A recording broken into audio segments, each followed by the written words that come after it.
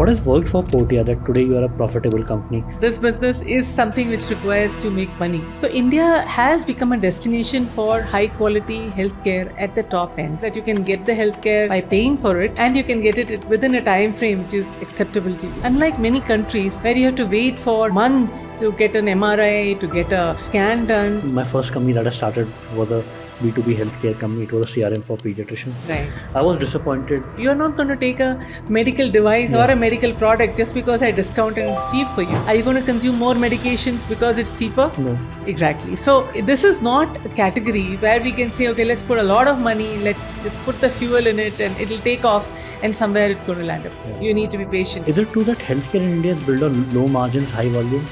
See, India is one of the top destinations globally for medical tourism. Doctors in India tend to create a full market for themselves. Okay. They go to the Middle East or to go to Africa. They will carry out their OPs over there. They'll see the patients. So I have a very good dentist who keeps disappearing. And I know why he goes to some Middle East, some countries. It's a big market. Hi, this is Siddharth Aluwalia. Welcome to the Neon Show. Today I have with me Meena Ganesh, founder of Portea. Portea is the largest platform in India for delivering healthcare services at home. India today is a $4 trillion economy, the fifth largest in the world, but healthcare infra in India is still not among the top 20 countries amongst the world.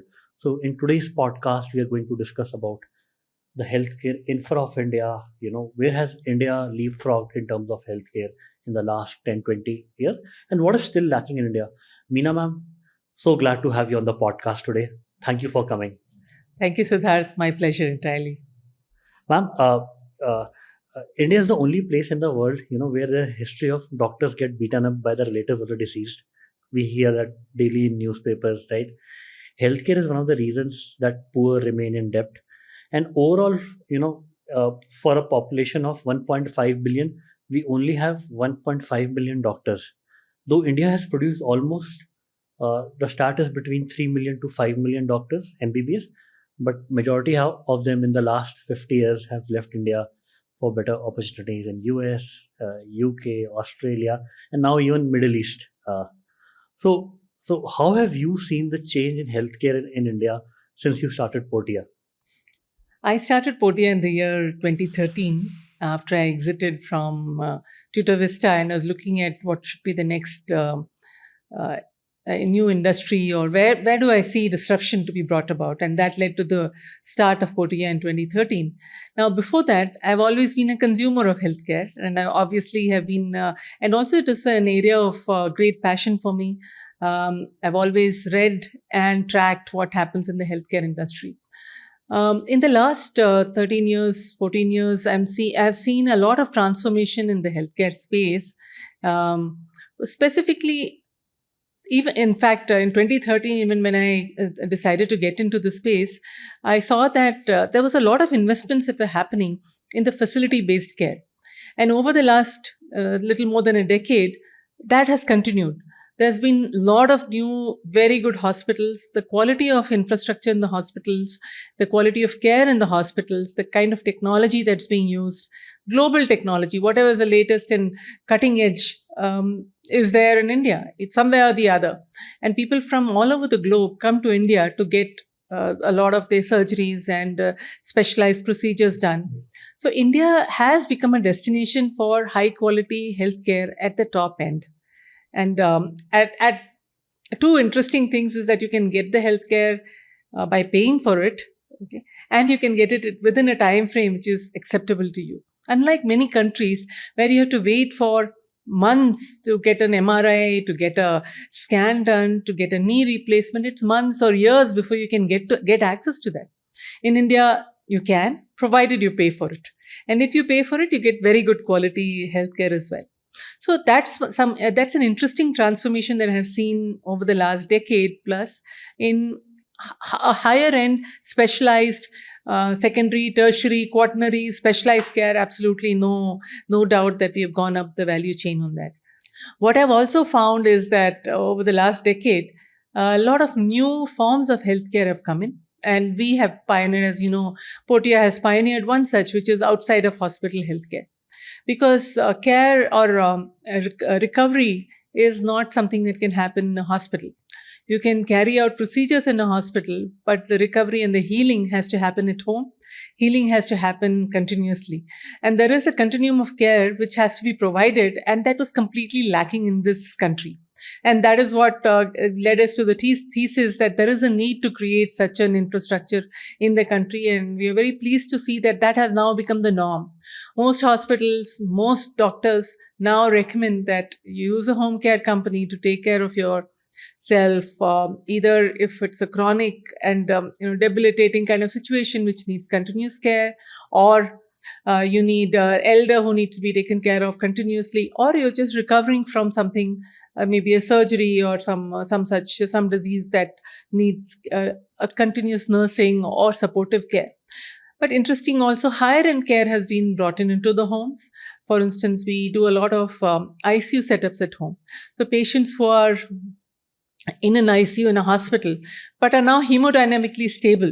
They don't need continuous monitoring, or they need continuous monitoring, but they don't need to be in the hospital to be monitored. Then that whole setup can be created at home. So we create an entire ICU setup at home with the right kind of equipment, emergency trained L3 level nurses, with the remote monitoring by senior emergency physicians. So a lot of transformation has happened in that sector. And then, of course, the third aspect of change that has happened is all about the digital transformation in the healthcare, with the teleconsultation, delivery of services, delivery of pharma, at home e-pharmacy, and so on. So and the digital, I know that we're going to be discussing further, so I'm just going to pause on that. And India has seen many great healthcare companies emerge, especially in the technology space. One of them being Portea. But overall, my first company that I started was a B2B healthcare company. It was a CRM for pediatricians. Right. I was disappointed starting healthcare in India, like starting a company in healthcare in India. The reason being, right, there were a lot of things that had to happen, like doctors adopting technology, doctors adopting electronic medical records, which never happened at scale. I think it's still India is in early adoption. Also, what happened is the torch bearers from tech in healthcare in India, like Practo, PharmEasy, 1mg, all these companies were supposed to be the scale of Zomato, Swiggy today. And we see India as a market, though healthcare is a problem, these companies have not been able to reach that scale. Zomato is a $20 billion company, Swiggy is a $10 billion company, and all these companies, right, combined are 1 or 2 billion.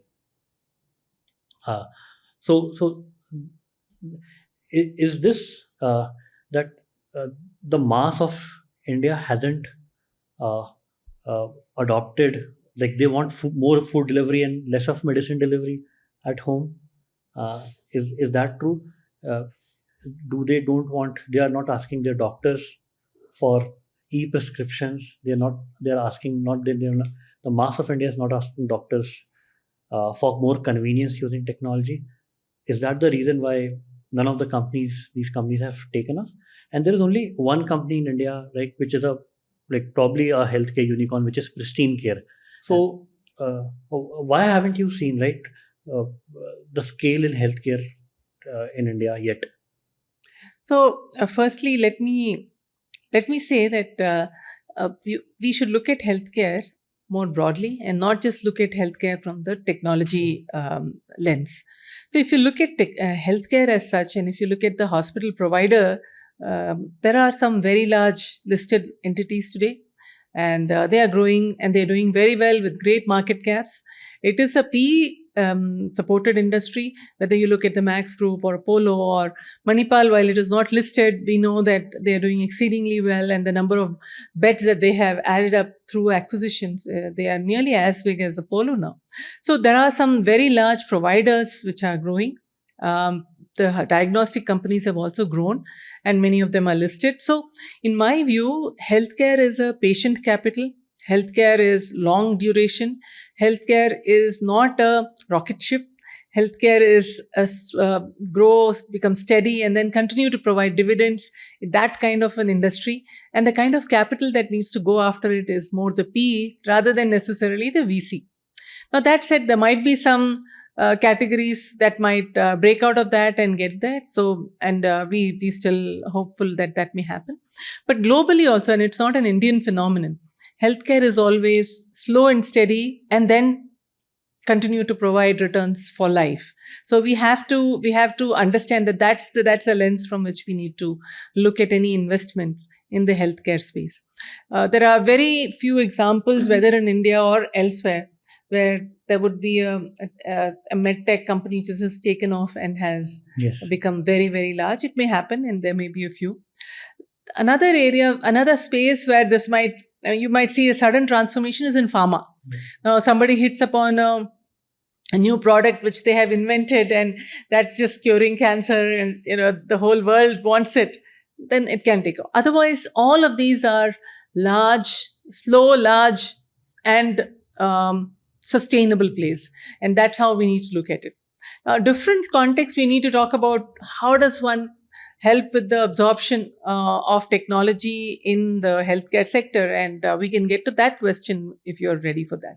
Yes, so I would like to get to that question. Also, I would like to ask you, right? If an entrepreneur who wants to start in healthcare, it's not possible for everyone to build a hospital, right? So, what are the opportunities then for entrepreneurs in healthcare?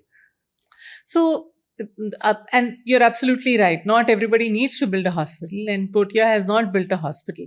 But the point is that you have to build something which is going to be the. It's not a similar play to like an e-commerce play where you take rocket fuel in the form of VC money. You put boosters, and it's just going to take off, and either it goes all the way and gets to escape velocity, or it falls down and fails. That is not the approach that you can use for healthcare. Couple of reasons for that.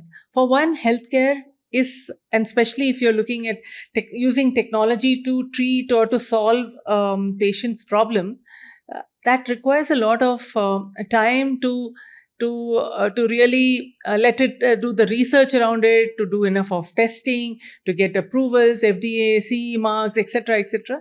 It is a journey. Unlike if I get 100 people who like my product, I D2C, I start selling it to you, I just keep on cranking it up, I spend a lot of money, I discount it, you will take it. You're not going to take a medical device or a medical product just because I discount and it's cheap for you. Are you going to consume more medications because it's cheaper? No.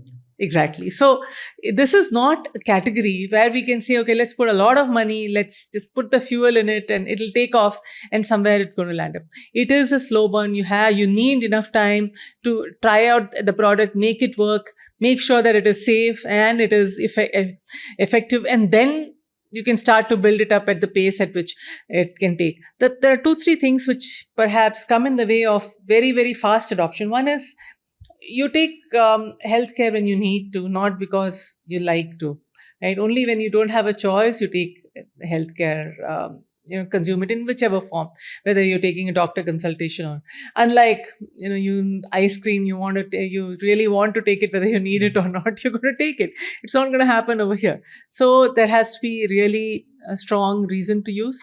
2, changing a brand is very, very difficult. It's difficult to move people from one brand to the other, be it a doctor, be it a hospital, be it a healthcare provider like Portea. It is something that requires a lot of effort to move people from one brand to the other because the loyalty factor is very high. In fact, that's one of the reasons why right up front when we started Portea, we spent a lot of time aligning with the ecosystem healthcare providers to make sure that we are seen as a credible player. Our brand gets attached to some of the larger hospital players. And then we did our own ATL campaign so that everybody knew about Portea. Portea was equal to healthcare at home. And that was something that we created in the minds of people. And the good thing was there was no other brand sitting there. So we could be the first one to occupy that space. But having occupied that space, it is a little challenging for somebody else to come in and dislodge an existing brand. So that is the second thing. Third is, in healthcare, there are different kinds of the whole system is very complex. I take healthcare, someone else pays for me. either my family member or I pay, but maybe it's my insurance that is paying. An employer will pay for the healthcare, but the consumption will be by the employees, and the provider will be a hospital. So there are so many different. It's not a simple thing. I sell you a product, I take the money from you, and we're all happy. Or I just list it on Amazon, and you buy it, and I get the money. It's not a straightforward concept. There's so many different complexities involved in this, and you have to convince many parts of the whole ecosystem to absorb technology and to use it. So that also makes it challenging for technology to get into the healthcare space and move quickly. What are the opportunities right now for entrepreneurs to build a long-lasting company in healthcare in India? As you have seen, right, technology is not the answer to everything. No, a technology-based technology-based offering, and I started to say product, but I moved away from there. It need not be a product; it can be a service. It should be something which is very meaningful and something that people really want to take. It makes a difference in their lives, and they're willing to pay for it. These are the things that for any business, that is what is required, and that's the same thing for healthcare. There are still lots and lots of opportunities to create such kind of solutions in India. The challenge is that if we think of it as something which is a quick and dirty, let me throw something together and this is going to take off. That's not the approach that you can take. If you're patient and you pick a problem, there are a lot of places that you can go with that. For instance, you look at the cancer care. Okay, cancer care is such a huge problem. I mean, huge dimension. There are multiple dimensions to cancer care, starting from diagnosis. And diagnosis, not just once some symptoms are there, but early diagnosis, finding the risk, prevention by knowing where the risks are. All of that can be there's a lot of technology that can be used in this. And that technology can be taken to the right people at the right time so that people are prevented from getting cancer. Of course, the holy grail is always still EMR. But today, with generative AI, you might actually be able to overcome a lot of barriers that are there currently.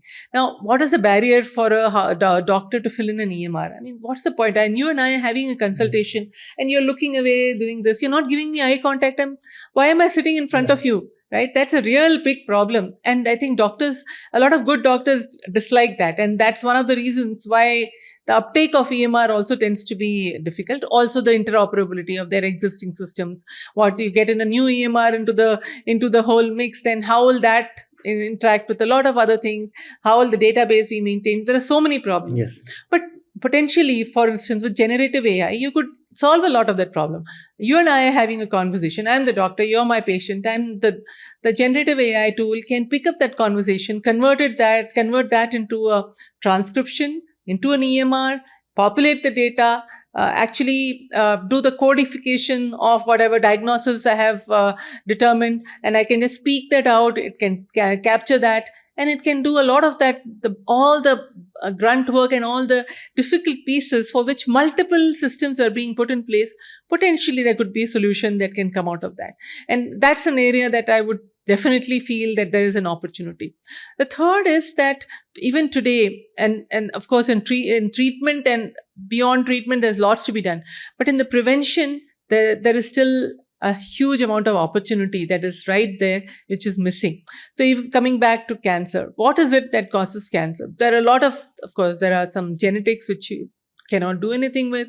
If your family, there is a family history of breast cancer, you need to be watching out, and there's a high likelihood.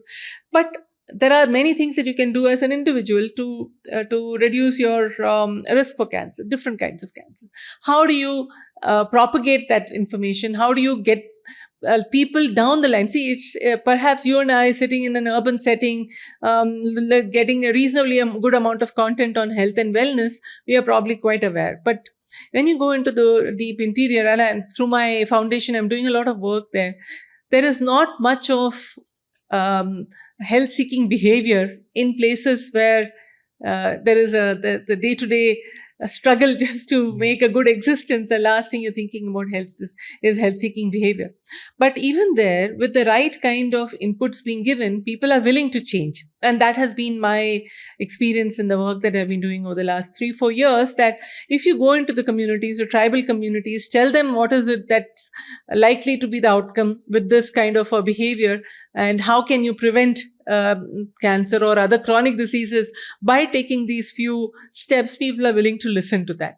And we have created a program called a community healthcare entrepreneur, where we've taken women from the community, trained them on certain basic healthcare testing, healthcare, primary healthcare, and chronic disease diagnostics, giving them now inputs on early detection or early risk identification for different kinds of cancer.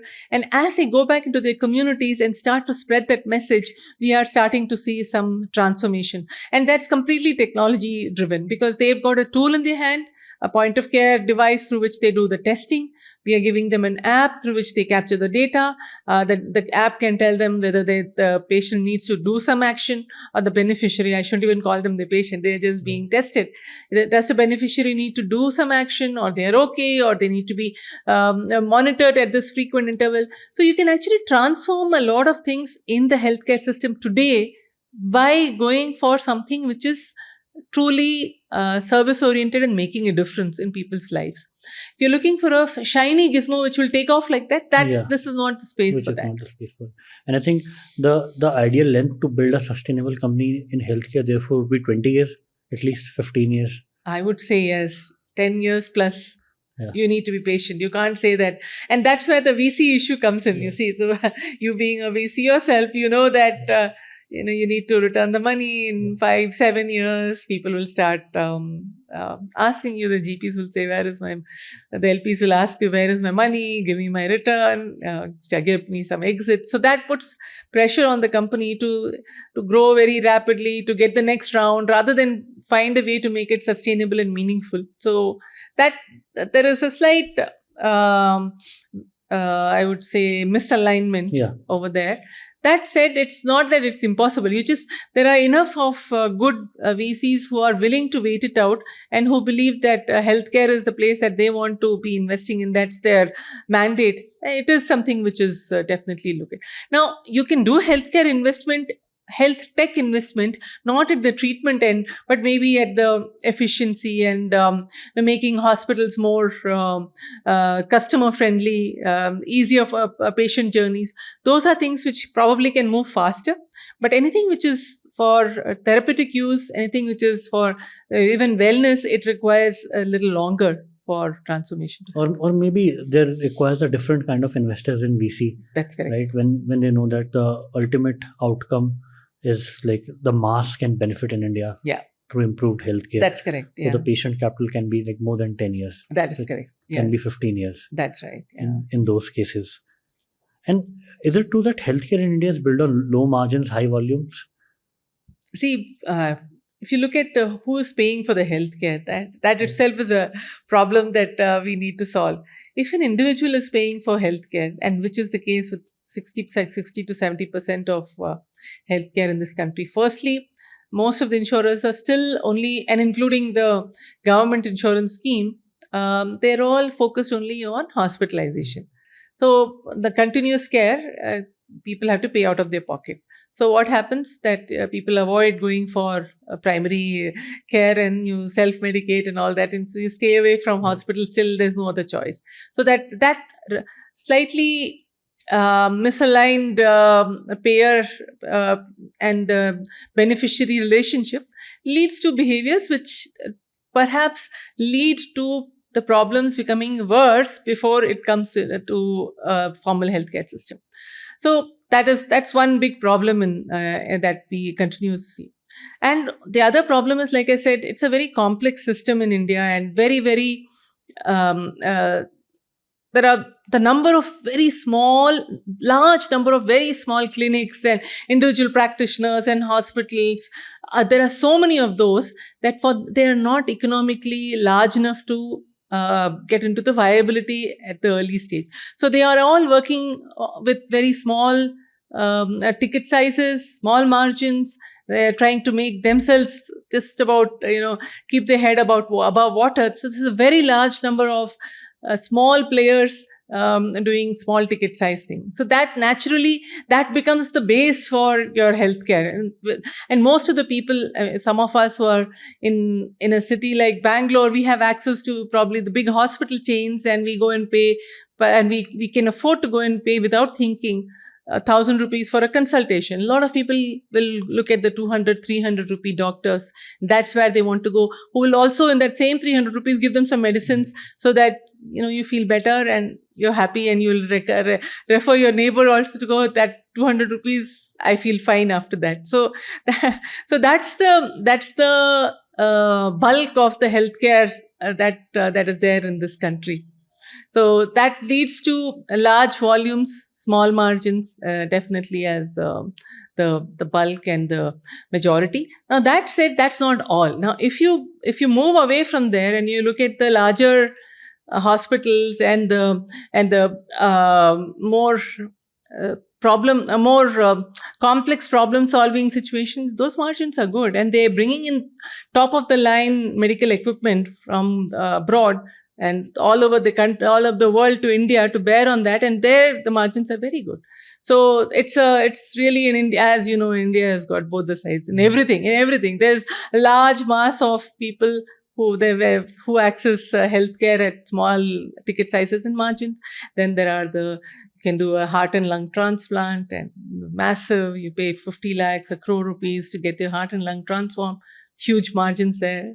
So it's a combination of the two. And what are the current cities that Portea is in? We are physically present in about 20 cities, and we cover another 40 other cities through services. Through partners? No, not partners, but we have our individuals, consultants and so on who work there. Okay. Yeah, we through a hub and spoke model, we manage the others. So we don't have our physical presence there as office, but we have our healthcare workers there who provide the services. So right now, the majority of the adoption is from Portea is from tier 1 cities like Bangalore, or the tier 2 cities are also responding? Tier 1 and tier 2. That said, like I said, we are in the top 20 cities. Out of that, I would say the top 16 cities are great. The other 4 are still coming up and so on. Okay. That is how it is. And this is in general nature, like the adoption of Portea is by cities' potential to spend, or is there some other factor also that comes into play? No, see, the way we look at it is we see where the hospitals are. Yeah. So the moment a good hospital goes into a city, the overall health-seeking behavior of that city goes up, and people are willing to take good quality healthcare and supportive care. So it's something. Then it's worthwhile going after that from an outside of hospital care.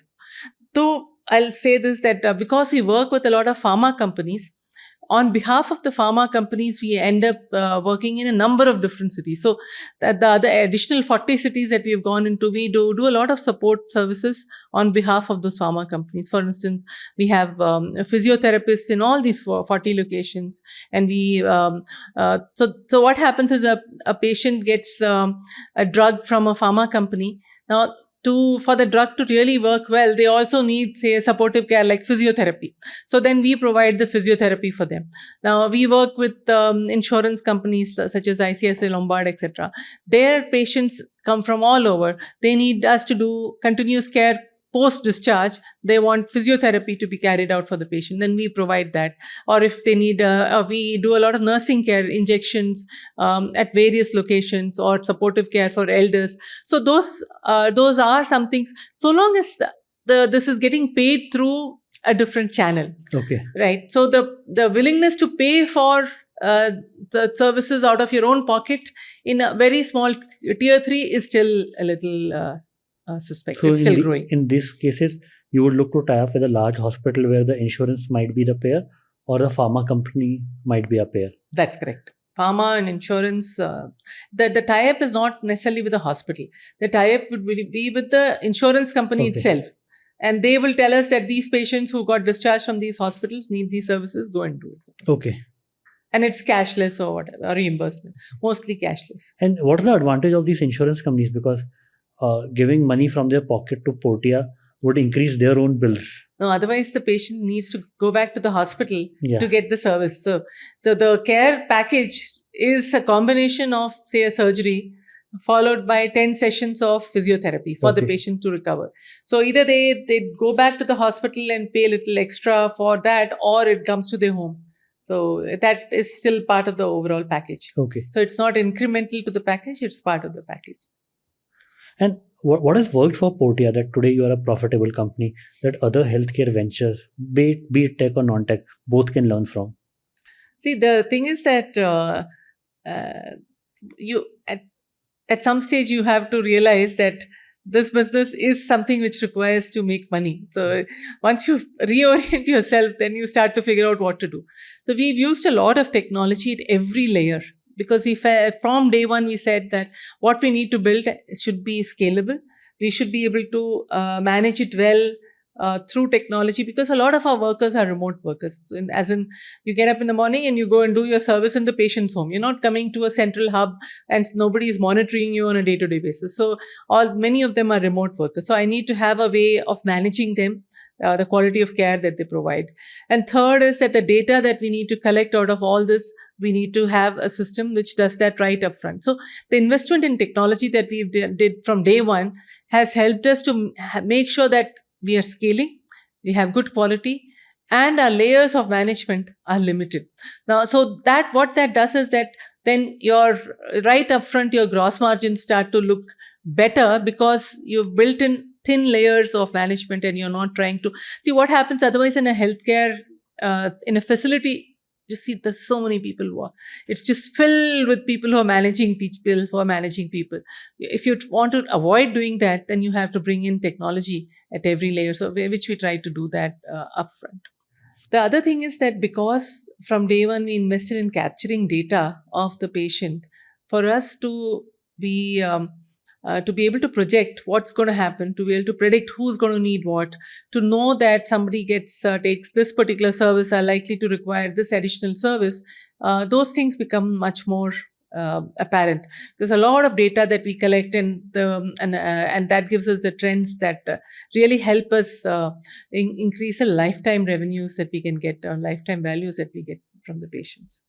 And how many today healthcare workers would be full-time associated with Portea today, who are responsible for delivery? Yeah, we have about 2,500 people. And there are a few challenges that I believe there are in India right now. The first is building a medical hospital and institution for training new doctors is really tough in India. That's right. Right. And each medical school has only a limited number of seats, Correct, which can't be scaled, right? So even opening up new aims or new government institutions is not the solution.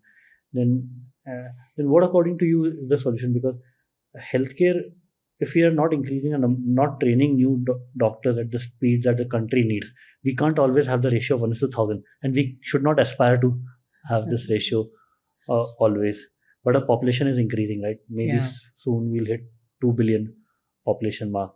And the other is for the tertiary services. When people see roles in technology, why would a person want to become a phlebotomist or the physiotherapist, right?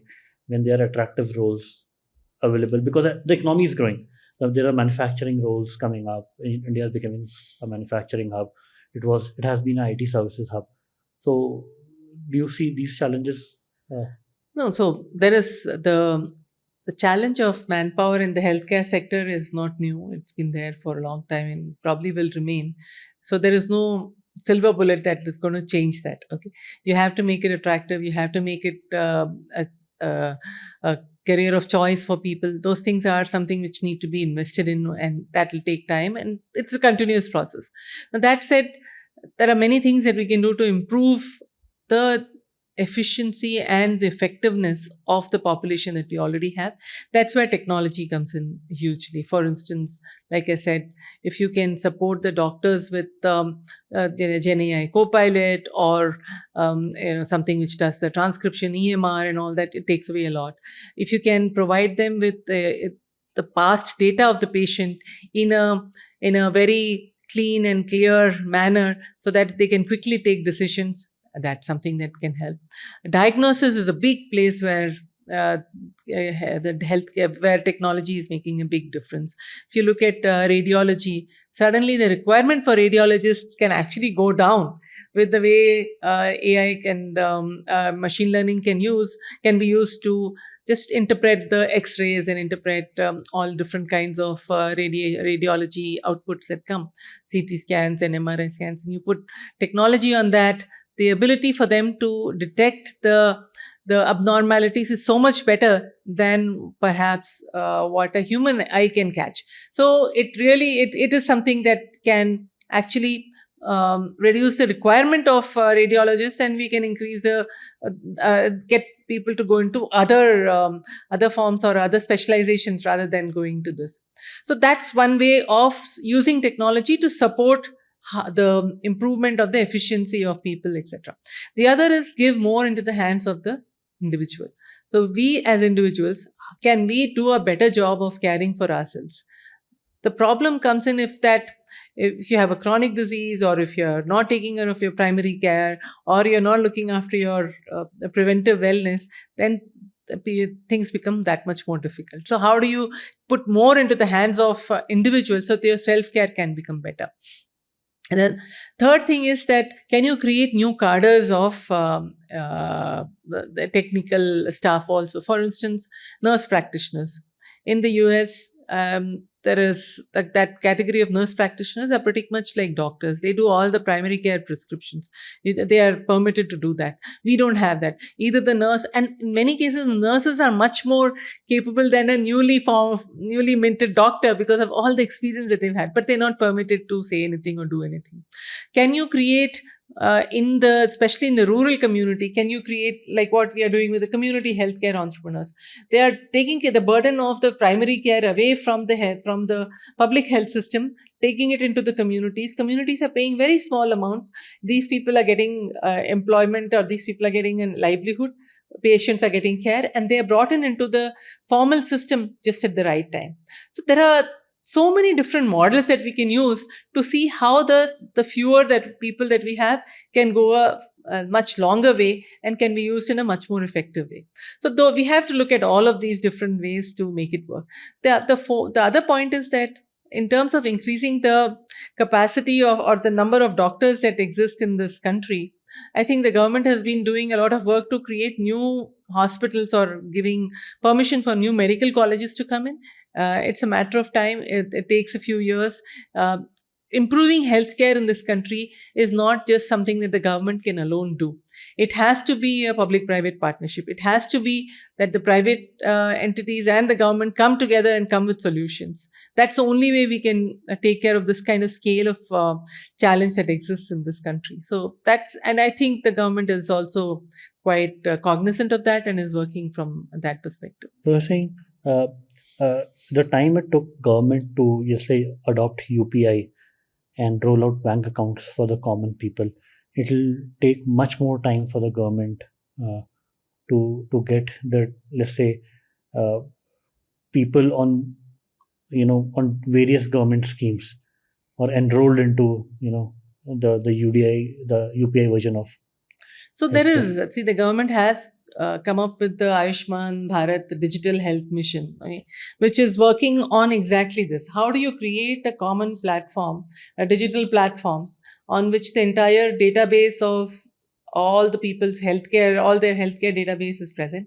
Every individual gets an Aadhaar number through which and that becomes your like a Aadhaar, your unique health identifier through which all the data of all the people who sit on, but everybody needs to have an interoperability with the core infrastructure that the government is building. And I think they've created a lot of sandboxes and various people are trialing.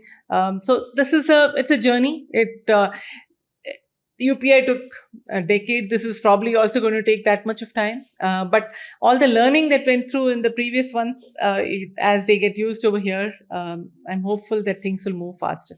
But I'm not able to see the adoption of Aadhaar. Let's say if I'm going to a hospital, nobody is asking me what's my Aadhaar Not number. yet. Yeah. So there is, it's still some way away from getting more popular. But at the ground level, where you see when you go into a government healthcare system, there is an Aadhaar number is becoming quite critical, and without that, they won't register you. And the So poor people are registering they for. are, yeah, many of them are. And especially if you want to use the PMJA by the insurances, Yes, you have to have an Aadhaar number. So at least at one level, it's starting to gain some momentum. got it. And I want to talk about some data, right? Sure. Now, that let's say the pharmaceutical industry. Yeah. India is the third largest pharmaceutical market globally by volume, and the 14th largest by value globally. And it's estimated to be more than $40 billion, with significant contribution to global generic drugs market. But the practices in the pharma industry are still age old. What's your understanding, being closely in this, right? Where is India pharma at? What are the strengths? What are the weaknesses still, right? The system of commissioning doctors is still rampant today in spite of all the efforts. I don't know. I work very closely with the pharma industry, and I sit on the board of one of them Yes. as well. I think there's a huge amount of transformation that has happened. Definitely, the multinational pharma companies are completely away from any kind of kickbacks to doctors. That has completely stopped, even to the extent that you can't even uh, pay a doctor to go to attend one of your training sessions in a different city or a different country. You cannot. You can't even pay them their airfare. So the doctor has to be willing to go to another city to attend, which is quite draconian, because I mean that seems like a legitimate thing. I want, Yes. if I'm launching a new product or a new platform technology, I need 100 doctors to come and study Yes. that. Otherwise, how are they going to use it? But even that, but that's so I actually feel that a lot has changed in the pharma sector. One is just the ethical standards have certainly improved a lot. There are two, three things. One is pharma's pitching to the doctors has become much more science based rather than relationship based Or incentive based. Yeah. So that's changing quite a bit. Secondly, the pharma companies are not supposed to directly reach out to the patients. So, and that is something that they are following very, very strictly, including even some of the Indian pharma companies that we work with. We find that they are following those principles. They are, however, providing other support services to the patients, so that the products that they are consuming, the either medical devices or medicines that they are consuming, are useful for them and they are able to afford it. So there's so from a ethical practices and the way they're reaching out, I feel that there's a significant amount of change. What has also changed in my view, and again for the positive, is that there's a lot more of products that are being generated in India. In the Make in India has really pushed. A lot of new products are being either generics that are copies, if I may want to. I'm sure the pharma companies won't like me to call it, but copies of patented molecules which are out of patent. Those are getting created over here. That's fine. Or they are inventing new ones. I see a lot more of a real big growth that is coming in. Good work that's getting done in India. Because there will always be situations where you see some malpractices, etc., that happens, and that, I think, is something that we have to keep looking out for and preventing that from happening. But I see change in the last 10 years, big change in the pharma industries in India. And what are top And 3 or 4 of those changes are in the last 10 years? so one is the ethical standards have improved. Two, the kind of R&D work that's going on here has become better. Three, they are bringing in newer and newer products from across the globe and pricing it at Indian standards for Indian patients so that we can get access to the latest and greatest. The other thing is that they're coming up with new science-based ways to reach to the doctors. So, for instance, instead of having a lot of let's say the sales reps, the pharma reps going and sitting outside for hours together, because they probably so many of them are doing that, but they're trying to use technology, because even the doctors don't have the time. And frankly, for the 30 seconds you come and you show some pamphlets, I don't know if I'm even listening to you. So instead of that, using science based information to you, so trying to bring you up to speed using technology on what is going on in this space, why this new product is better, what is the science behind it, what has gone into, how have we ensured that this product is better. So providing that kind of knowledge to the doctors and getting them upskilled so that they are better prepared to use the newer drugs, that's another change that I'm seeing. And of course, using technology internally from a point of view of R&D, from a point of view of getting them faster to the market, all of that also, those are changes I'm seeing as well. And are you seeing like India discovering new molecules, or is it still India is copying like the molecules from the US? There's a lot of the latter still. And what will it take for India to build that kind of research here? I think probably it's a nice time for that to happen, because some very, very large pharma companies have come up in the domestic market. They have done exceedingly well. They have grown very rapidly. So they find that it's worth their while to invest in R&D. Of course, companies like Cipla have always been very science-driven, their own R&D. They're not copying from elsewhere. They have done their own products they have created. Maybe they are branded generics, but still there's a lot of R&D that they do of their own and come up with new products as well. So there is a mix, and I see that the ability to invest in R&D is now coming up.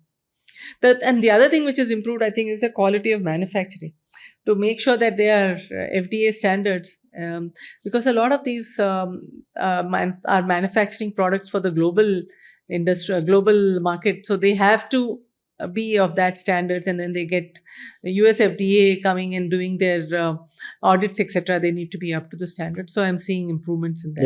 Like recently, I think it's not more than 2-3 years old, that Crocin got rejected by the US FDA and got banned in the US. So it's constantly like India as a country, we have to up our game in the kind of product, the quality of the products we develop. Yeah. And now I want to cover, right, health insurance, which is super critical in India, right? There are 500 health insurance companies operating in India, and the penetration is around 35% right now. How much do you think the private insurance is effective yet in India in covering all the use cases or all the diseases today? So private insurance will cover any disease so long as it is. You pay for it. So long as it's in the hospital. Yeah. Right, and it is not and you've disclosed it, and it's not something which was a prior condition and all of that. So there's no big restriction on that. But that most of the good insurers. But the problem is not that. The problem is that the spend that we all incur is not just for the hospitalization. The spend is for pre, post, continuous monitoring. Somebody has got diabetes, they have to have medicines every month. Those are not getting covered, and that becomes a challenge. So then what happens is slowly people stop their medication, or they don't follow through, because for many people it can be quite expensive. If there's somebody who's been through, see, today if you look at it, even cancer is a chronic disease. Many cancers, some cancers are very critical and lethal, but many cancers are nothing but another chronic disease. But after the treatment is over, the treatment probably will get paid for by the insurer, but after that you have to continue to be on some drugs. It is expensive, so people tend to sort of fall off the wagon after some time. So those are problems that continue to remain in the insurance, even the coverage that is there. So, and what that does is that it comes back, it can lead to, in the case of cancer, it can lead to the recurring and, more money getting spent and the insurance getting billed for more. But it is something that the insurance company need to spend a lot of time to understand what is the cost benefit for them. What is it that you should cover beyond the hospitalization, such that it comes back the claims ratio for future are taken care of. So I'm not an expert in insurance, so I cannot talk through what they should be doing, but there is a problem that needs to be sorted. But having said that, I don't think any country has solved that problem either. I mean, if you look at in the US, it's so expensive. I mean, it's really strange how much the hospitals charge. The individual may not get hit with it, but the insurers are getting hit with very large payouts that they do, and as a result of that, the premiums will keep rising. So because the doctors are not being or rather the doctors are practicing, especially in the US, defensive medicine. They don't want to be told, oh, you didn't do all these checks, by somebody who sues them. They just throw everything at it, and insurance will pay, cost of insurance goes up. So the whole thing starts to become a sort of insidious and negative cycle that A gets negative built in. flywheel. Yeah. So it's a big problem. I don't have the answer to it, but in India, there are multiple levels of problem. You ask me, are we covering adequate amount of conditions?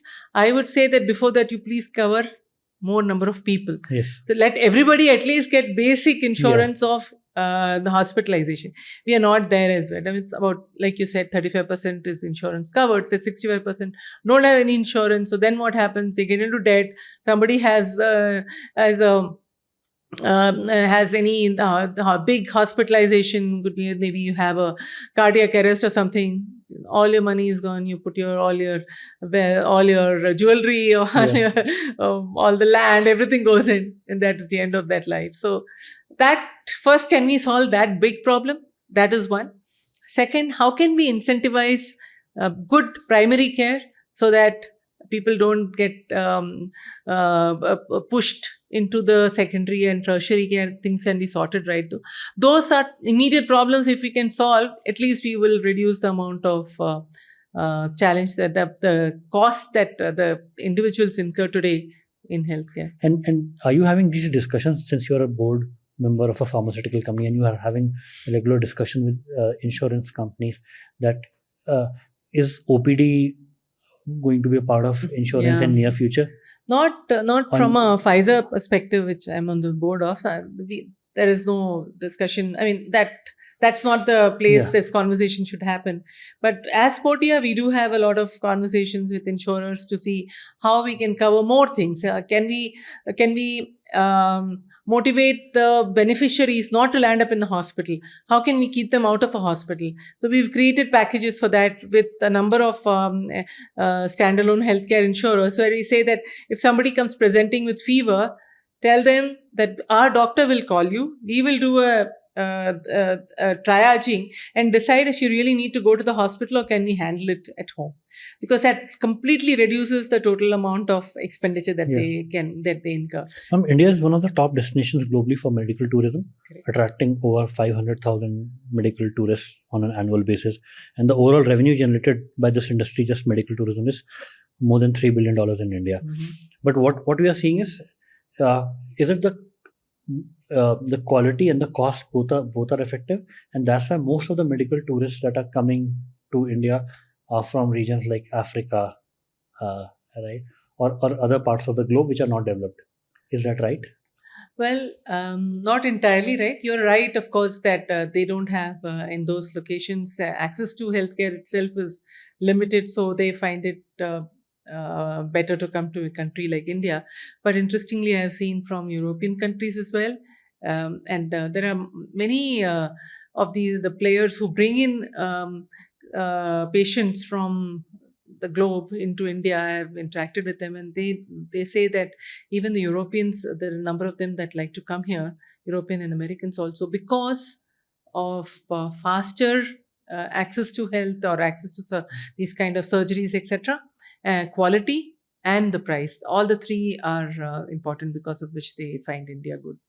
And interestingly, some of our top, there are some very, very well-known doctors and surgeons in India who attract a lot of demand from global patients who come here. And also for some very high-end procedures like organ transplant, you get a lot of people coming. Okay. And for example, like India has world class doctors, right, who are renowned Yes. worldwide, like Dr. Naresh Trehan, Dr. Devi Shetty, uh, in their respective fields. So people are attracted by these large marquee names. That's why they come to either Medanta or to Narayan. Well, yeah, I mean, of course, they come to them, but they don't come only to them. Yeah. So, doctors in India tend to create a full market for themselves Okay. by going into these. They go to the Middle East or to go to Africa or some countries in Europe. They would go there. They will carry out their OPs over there. They'll see the patients. They will then qualify them for surgery, and then the patients would come to India. So they have local partners there Okay. who set up these camps for them and for the doctors in India to go and present themselves so as to so to speak, and build their credibility in this market. So is this happening at scale? Yes, of course it does. Yeah, yeah. It's a big market. So I have a very good dentist who Okay. keeps disappearing. And I know why he goes to some Middle East, some countries where he has his clinics and he'll do his OPs there, and then patients come for. He is a very good orthodontist, so they come for the long duration surgeries. He's a dental surgeon as well. They come for those kind of procedures here. So yeah, that is part of the outreach campaign that they need to do to get their patients here. And do you see this? This is one of the fastest growing industry in India in healthcare, medical. I don't know whether specifically I would say it's the fastest growing industry. I don't have that kind of a visibility, but certainly it is something. Of course, it took a huge hit during COVID. It completely died, and then people have gone back and started to build it up over the last couple of years. So now it's coming back into the same size and shape as earlier.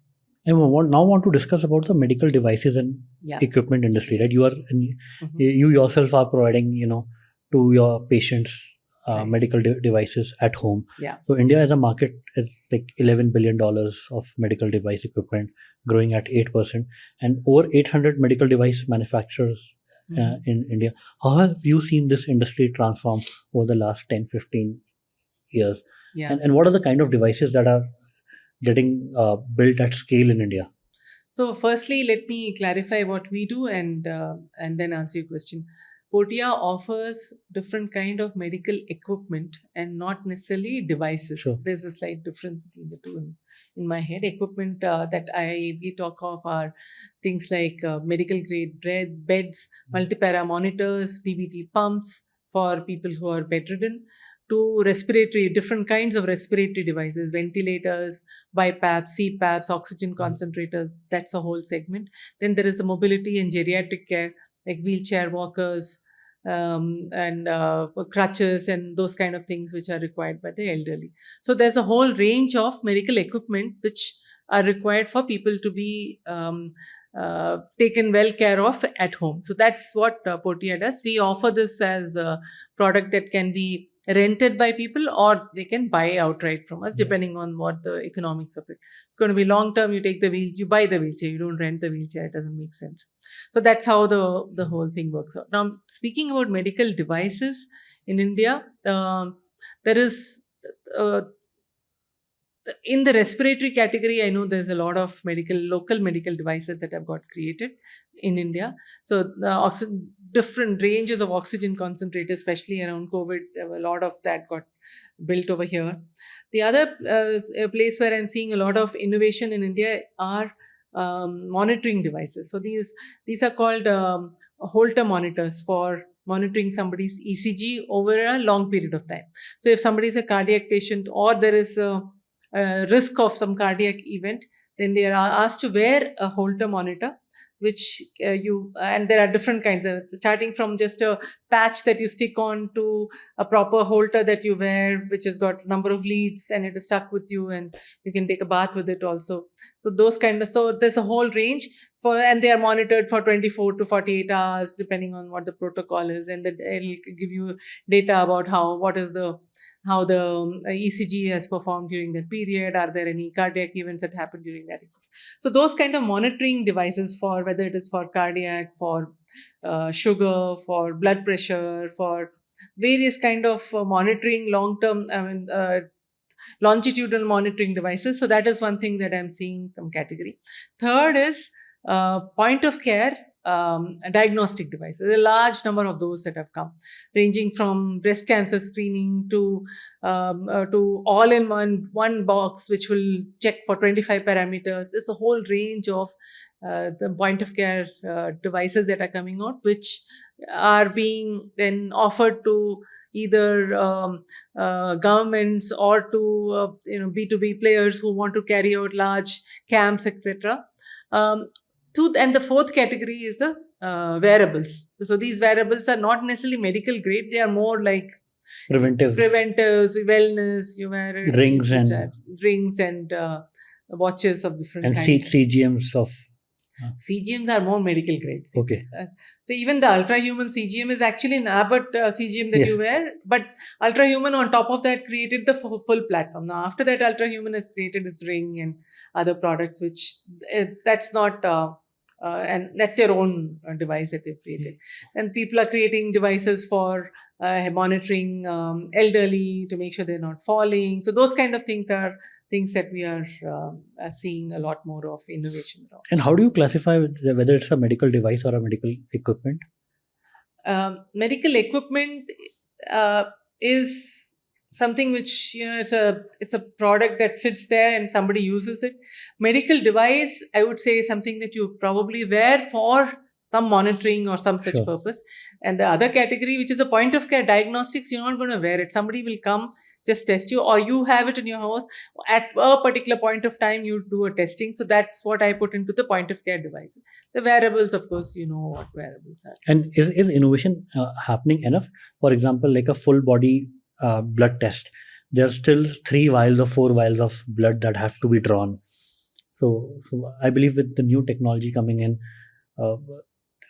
a simple thing is that the amount of blood that can be drawn can be reduced to 1 vial. What you're trying to do with Theranos. I don't want to go there, but yeah. No, but yeah, so there are some devices that, see, there are some point of care devices that have come, which are sort of all in one with limited amount of blood that's been drawn. They can do a number of different tests, maybe 10, 15 tests they can do. So that's one thing which is possible. But most of the times, these point of care devices are better for screening rather than for the quantitative measurement. So the difference, for instance, is that they can say whether you have a disorder in, say, your urine. There seems to be some disorder, or it has or it doesn't have glucose in it. It has or doesn't have albumin in it. But will it be able to measure and tell what is the percentage of albumin? Those kind of devices are fewer and far between. So a lot more on the screening front. There are these all-in-one devices with 1 drop of blood, everything. There's a lot of that that's coming in, which and India is becoming a hot ecosystem for innovation. Yes, yes. I also saw one very nice product for diagnosing tuberculosis. By breathing into something, it's able to give a very good analysis of whether there is a possibility of tuberculosis. So a lot of these things. I'll tell you that these things are a journey. Okay, you can't. Nothing will be like overnight become a huge success because it needs a lot of data to see whether it is truly giving you the right kind of the effectiveness and the specificity is of the right order that you can rely upon it. It should not give too much of false positive, false negatives. And if you have any of those problems, then you can't rely on that. Then you have to go to do something else after that. So it takes time for these, because you need a body of data to get to that place. And these devices, because they are all matters related to health, have to be at least 99% accurate. On all of the time. Yeah. And ma'am, though new hospital chains are coming up in India, the old ones are acquiring the previous ones, right? New PE money, like for example, Temasek buying Manipal group. Yes. These things are happening. But you see, but what has been reported is that only the top 20% of the hospitals in India are profitable. The remaining 80, like India has 30,000 hospitals. The remaining 80% of the hospitals in India are unprofitable. Why is that so? Because the need for healthcare, like India's infra is always reported. We also discussed that is so much less as compared to this population. Yeah. I think paying capacity is one, and the economic sizes are not there. So, I suppose a 10-15 bed nursing home, for them to make money tends to become very challenging. And that's probably the reason why you're seeing so much of consolidation also in the hospital space.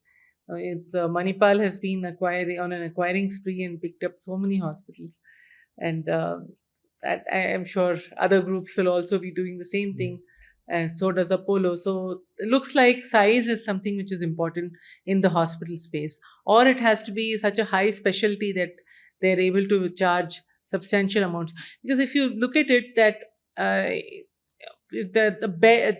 where does a hospital make money really is in the first 2 days of the admission of a patient. That's when the real amount of revenue per operating bed comes in. After that, it becomes like a hostel, or it becomes like a hotel. They're paying for the room and they're paying for some basic services. That's all. The first 2-3 days, when all the diagnostics and all the operation, the surgery is happening, and all kinds of medications are used, that's when the maximum amount of revenues and hence margins come. So unless you have that, you have the ability to do that kind of work in a hospital. So the hospital needs to have the infrastructure that in the first 2-3 days they're able to do all that the patient needs, so that they can make money out of that. If it's a basic hospital, I think they would really struggle these days to make money. No, thank you so much, ma'am. I thoroughly enjoyed our conversation. It was so insightful.